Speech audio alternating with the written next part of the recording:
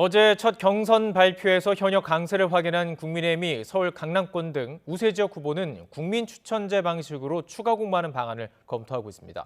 공천 파열음이 커지는 민주당은 이르면 오늘 친문 핵심 임종석 전 대통령 비서실장을 비롯한 추가 전략 공천 결과를 발표합니다. 자세한 내용 국회 취재기자 연결해서 알아보겠습니다. 김대겸 기자. 네, 국회입니다. 국민의힘 핵심 지지 기반이죠. 서울 강남권과 TK 지역. 후보자 확정이 좀 늦어지고 있는데 이들 강세 지역에 대해서는 국민 추천제를 검토하기로 했다고요. 네, 오늘 아침 국민의힘 장동혁 사무총장은 기자들과 만나 서울 강남과 TK 등 우세 지역에 국민 추천제를 도입하는 방안을 검토하고 있다고 말했습니다. 아직 공천이 확정되지 않은 지역을 중심으로 국민이 추천한 인사를 당이 공천할 수 있다는 겁니다. 경쟁력 있는 인사를 영입해 현역 교체 비율이 낮다는 등 일각에서 제기된 무감동 공천 지적을 불식하려는 의도로 풀이됩니다. 앞서 어제 처음 발표된 국민의힘 경선 결과에선 현역 의원들이 대거 본선행 티켓을 거머쥐며 이른바 현역 프리미엄을 확인했습니다. 가산점을 받는 청년 여성 등 정치 신인이 최대 35% 감점을 받는 현역 의원들에게 밀렸습니다.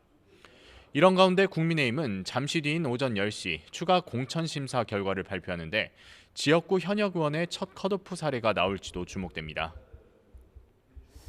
자, 민주당으로 가보죠. 이르면 오늘 친문 핵심 임종석 전 대통령 비서실장에 대해서 전략 공천 여부를 발표할 수 있다고요. 네, 민주당 전략공관위는 오늘 오후 회의를 열고 추가 전략 공천 문제를 논의합니다. 최대 관심사는 서울 중성동갑 출마 의사를 밝힌 임종석 전 대통령 비서실장의 공천 여부입니다. 공천 예비후보 심사 결과 친명계는 대거 단수 후보로 오르고 비명계는 친명 원외 인사 등과 경선에 붙여지는 등 갈등이 고조된 상황에서 임 전 실장의 거취가 당내 공천 갈등의 분기점이 될 수 있기 때문입니다. 추미애 전 법무부 장관과 이현주 전 의원, 그리고 전현희 전 국민권익위원장 등 이른바 여전사 3인방의 총선 역할도 함께 주목됩니다. 특히 이현주 전 의원은 친문계를 강하게 비판했던 인사였기 때문에 이 전 의원의 거취는 친문계 의원들의 반발 감정을 더 자극할 수 있습니다.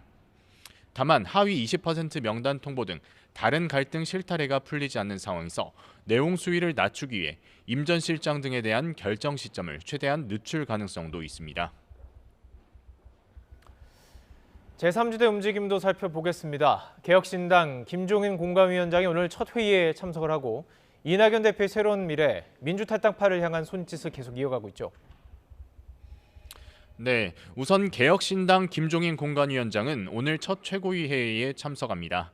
김 위원장은 앞으로 공천 활자를 쥐고 새로운 인물을 영입하는 데 주력할 것으로 보입니다.